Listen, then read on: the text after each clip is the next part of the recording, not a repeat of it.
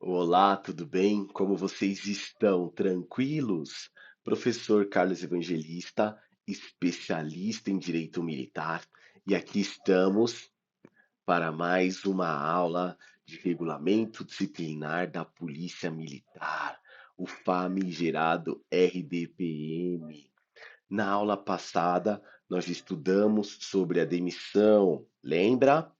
Só oficial é demitido e não pode ser expulso. Nós falamos das modalidades, quais são quais são os tipos, perdão, quais são as possibilidades, assim melhor, que ensejam a demissão, tanto do oficial como do praça, certo? E agora nós estudaremos a expulsão. E de cara eu vou dizer, só quem pode ser expulso é a praça, tá bom? Só quem pode ser expulso é a praça. Antes de começarmos a estudar sobre a demissão, já vou te pedir uma coisa. Me segue aí no Instagram, ó, dá aquela seguida lá no Instagram para a gente poder se comunicar melhor. Eu respondo quase que diariamente os directs e eu sempre estou postando conteúdo que eu tenho certeza que será de grande valia para você, tá bom? Então me segue lá e já dá um like na nossa aula aqui, para essa aula ser propagada para mais pessoas, tá bom? Dá essa força para mim, te peço de coração. Me dá esse like para mostrar que o conteúdo está sendo bom, que está sendo válido para você e assim tá dando mais êxito, mais vontade de estarmos gravando cada vez mais, beleza? Certo? Então, sem mais enrolação, vem comigo e vamos lá falar agora da expulsão. Vem comigo. Olha só. Então, a outra modalidade de sanção disciplinar, a qual nós estamos verificando agora, sanções disciplinares, é a expulsão, tá bom? E olha só, de cara, o que a expulsão ela nos traz no regulamento disciplinar. A expulsão será aplicada mediante processo regular, é óbvio que é mediante processo regular, porque é uma sanção exclusória. Lembra que eu disse? É uma sanção exclusória. Então, se é uma sanção exclusória, ela tem que ser aplicada mediante processo regular. Mas ela é aplicada a quem? A praça que atentar contra a segurança das instituições nacionais ou praticar atos desonrosos ou ofensivo ao decoro profissional. Então, o RDPM já deixou explícito que a expulsão é aplicada só à praça. E quase sempre nas questões eu vejo candidatos errando, porque lá caiu uma possibilidade de exclusão para oficial. E tem praça que fica na dúvida ainda. Não é para ficar na dúvida. Não é para ficar na dúvida. É expulsão, é apenas para as praças, tá bom? Certo? Então vamos lá. Dando continuidade, ó, a próxima modalidade de sanção disciplinar, proibição do uso de uniforme. Olha só, proibição do uso de uniforme. Mas antes de mais nada, eu já vou dizer uma coisa para você, ó. Presta muita atenção aqui para mim, vou até para outra câmera. Ó, vem aqui para outra câmera. Em relação à proibição do uso de uniforme, em relação à proibição do uso de uniforme, eu tenho uma que é a sanção disciplinar, que é o que estaremos estudando agora, e eu tenho medida cautelar. A medida cautelar, ela pode ser aplicada também em alguns processos regulares, mas aí não é sanção, ela é aplicada antes da sanção, como medida cautelar. A gente vai falar sobre essa medida cautelar. O que eu te peço, não confunda, ó, não confunda a sanção disciplinar com a medida cautelar. Sanção disciplinar é a sanção aplicada após a medida, o processo regular. A medida cautelar, eu ainda estou na fase do processo regular. Ele aplica quando pode ser nociva ao serviço e tudo mais, tanto para o oficial como para a praça. Mas é uma medida cautelar, não é uma sanção disciplinar. Então não confunda uma coisa com a outra, porque a sua banca vai tentar fazer exatamente isso, fazer com que você se confunda de medida cautelar para a sanção disciplinar, tá bom? Vem comigo no próximo vídeo.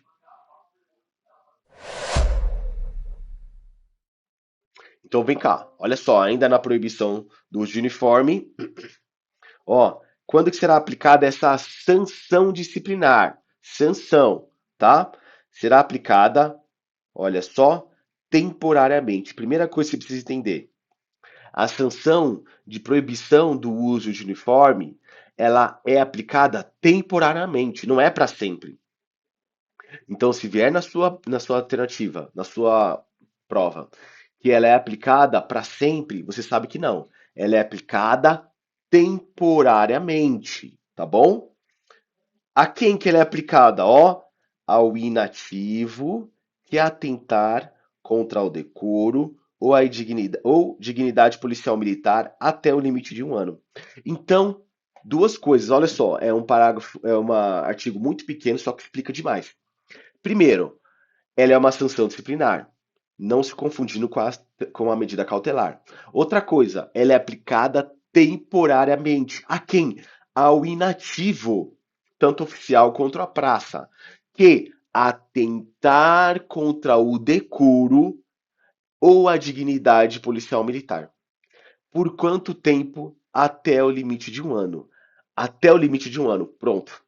Beleza? Certo? Então, só até o limite de 1 ano que eu aplico a proibição do uso de uniforme, certo? Então, vamos lá. Olha só. Para a próxima sanção disciplinar? Não. Por que não? Não obstante ela estar como se fosse uma sanção aqui, ela não se considera sanção disciplinar. A sua natureza é de medida cautelar, que é o recolhimento disciplinar. Então, observe: o recolhimento disciplinar não é sanção. Recolhimento disciplinar, vou escrever. Eu vou escrever, porque eu não aguento. Eu vou escrever, porque aí depois você não pode reclamar comigo, porque eu vou mostrar aqui, ó, eu escrevi aluno para você.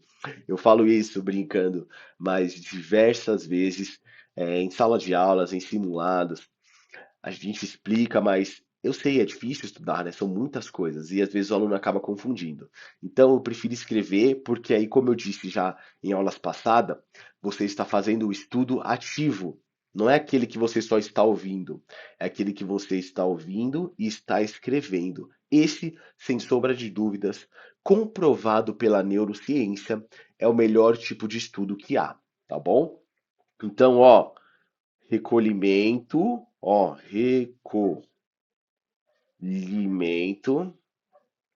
recolhimento disciplinar, disciplinar,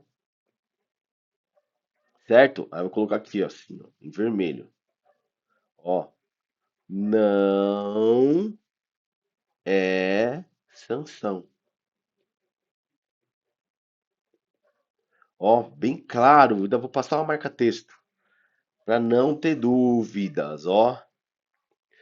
O recolhimento disciplinar não é sanção, é medida cautelar, tá bom? É medida cautelar. Vou até escrever aqui na frente do recolhimento disciplinar, ó. Medida, medida cautelar, certo? É uma medida cautelar. Então vamos lá, ó. O recolhimento de qualquer transgressor à prisão sem nota de punição publicada em boletim. Por que sem nota de punição publicada em boletim? Por quê? Porque não é sanção, meu amigo e minha amiga. Não é sanção, não é medida cautelar. Poderá ocorrer quando? Aqui, ó, só para você entender, é como se fosse, tá, uma prisão temporária. Uma prisão temporária não é uma pena, é uma medida cautelar. Até a prisão preventiva ela tem natureza de medida cautelar. E aqui é uma medida cautelar em âmbito de direito administrativo, em âmbito de processo administrativo, tá? Mas nós iremos falar as possibilidades. Eu só tenho duas possibilidades aos quais eu posso aplicar essa medida cautelar de recolhimento disciplinar. E a gente vai falar agora. Ó, então, sem nota de punição em boletim Poderá ocorrer quando? Olha quando ela poderá ocorrer nessas duas possibilidades. Quando houver indício de autoria de infração penal e for necessário ao bom andamento das investigações para a sua apuração. Então, observe, primeiro critério, olha só, quando for, quando houver indícios de autoria de infração penal.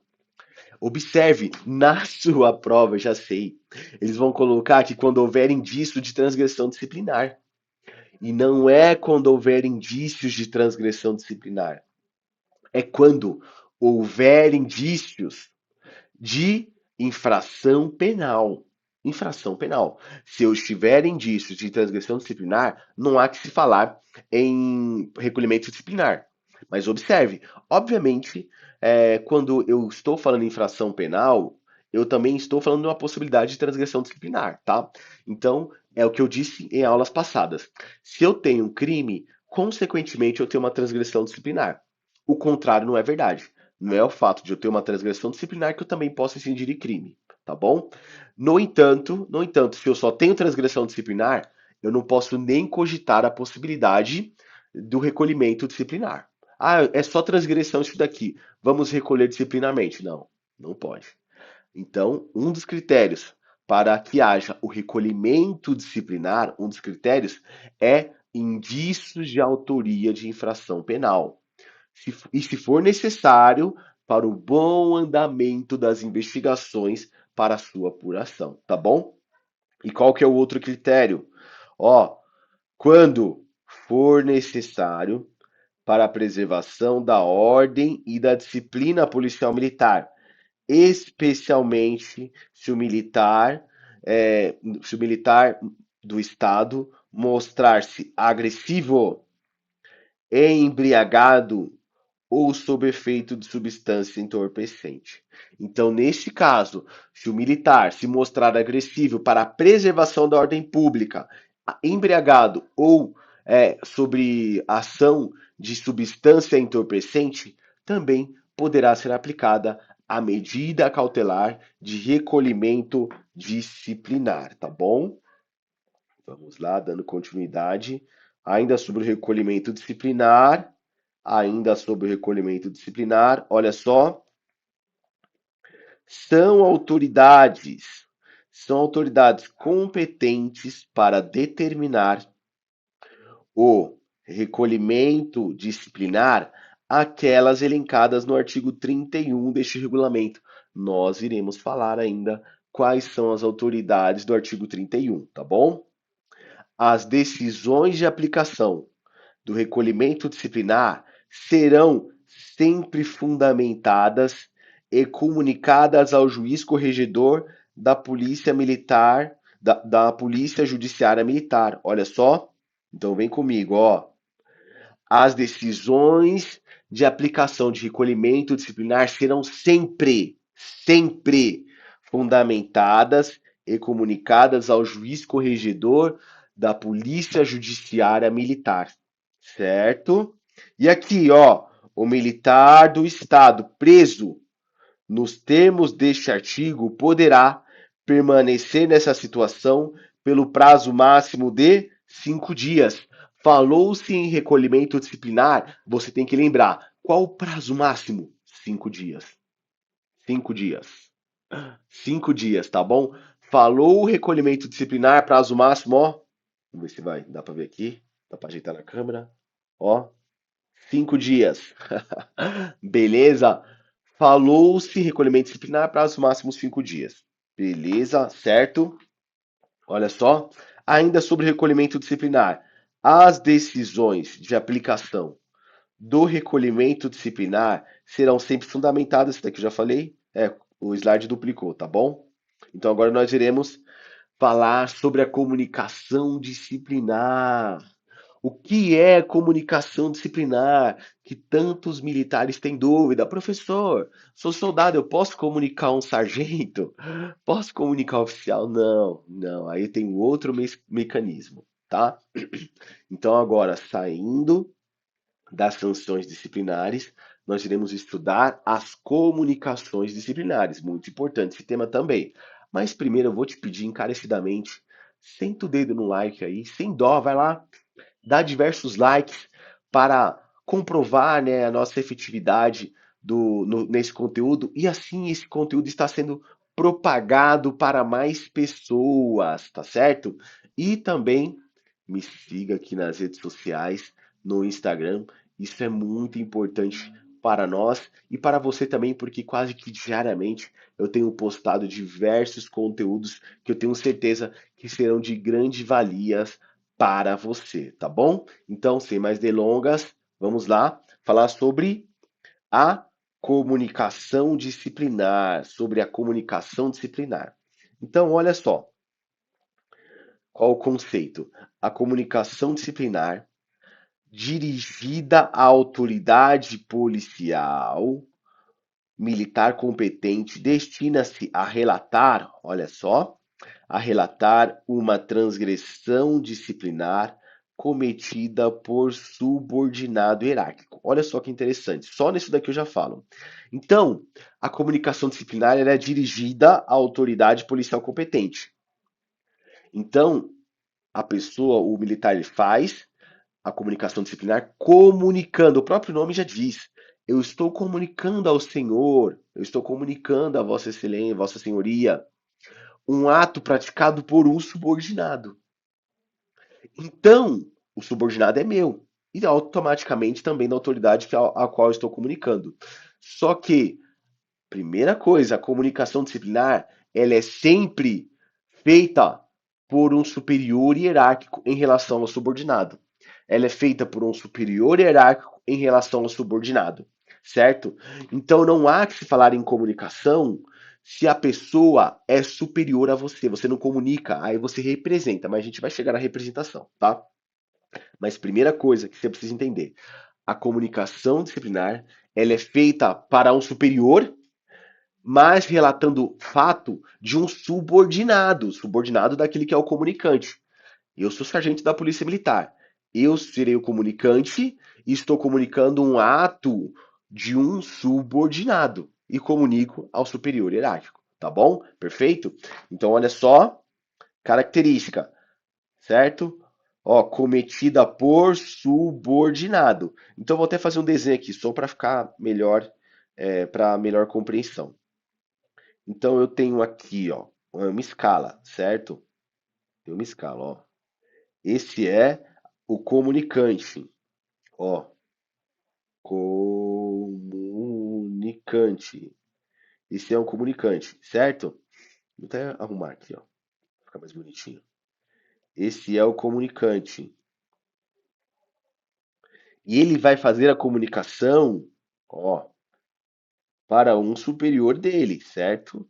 Essa é a autoridade competente. Então aqui será, ó, a autoridade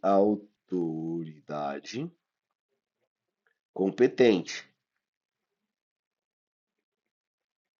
Essa é a autoridade competente, perfeito?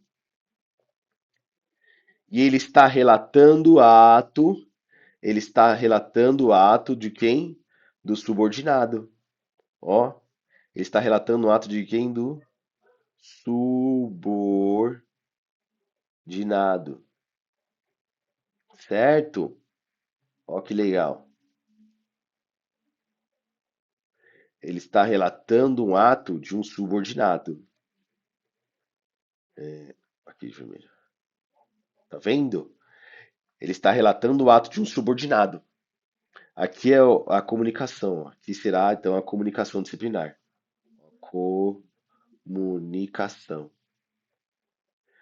E aqui é o ato do subordinado. Tá vendo? Então, como que funciona? Aqui é o subordinado, ó. Ele cometeu um ato, certo? Essa autoridade aqui, ela tomou ciência ou ela presenciou e ela comunica o ato à autoridade competente. Então, se eu estou falando em comunicação, necessariamente eu estou falando de um ato praticado por um subordinado, em que o comunicante relata o ato à autoridade competente e, por consequência, é um superior, tá bom? Beleza? Dando continuidade. Então, a comunicação disciplinar deve ser clara, Aqui são algumas características da comunicação disciplinar. Deve ser clara, concisa, precisa, contendo os dados capazes de identificar as pessoas e coisas envolvidas, o local, data e hora do fato, além de caracterizar as circunstâncias que envolveram, bem como as alegações do faltoso, quando presente e ao interpelado pelo signatário das transgressões, sem tecer comentários ou opiniões pessoais. Então, na transgressão disciplinar, eu não devo, a pessoa, o comunicante não deve tecer comentários ou opiniões pessoais, simplesmente se ater àquele fato, certo? Olha só, a comunicação disciplinar deverá ser apresentada no prazo de 5 dias. Então, eu tenho 5 dias para apresentar a transgressão, a comunicação disciplinar. Contados de quando? Ó, contados da data da constatação ou do conhecimento de fato do fato, ressalvadas as disposições relativas ao recolhimento disciplinar, que deverá ser feito imediatamente. Então, olha só, eu tenho 5 dias contados da constatação ou do conhecimento do fato. Constatei, presenciei, eu tenho 5 dias para comunicar. Ah, não constatei, mas eu tomei conhecimento. A partir da data que eu tomei conhecimento, 5 dias para realizar a comunicação disciplinar. Tá certo? Beleza? Vamos lá. A comunicação, a comunicação disciplinar deve ser a expressão da verdade.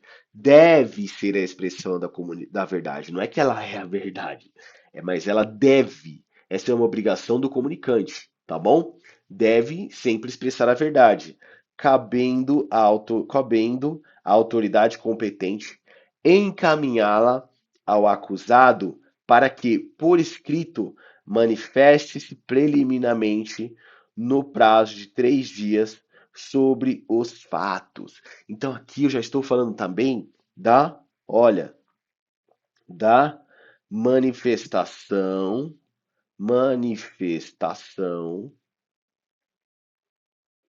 manifestação preliminar,